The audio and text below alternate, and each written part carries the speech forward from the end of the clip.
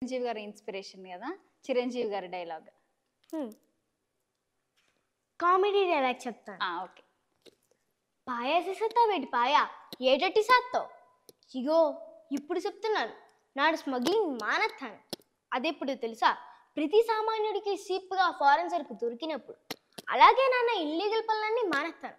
అదెప్పుడు తెలుసా, ప్రతి పేద విద్యార్థికి సబ్సిడీలో ల్యాప్టాప్లు ఐప్యాడ్లు దొరికినప్పుడు. అలాగే నాన్న వ్యాపారాలన్నీ మానేస్తాను.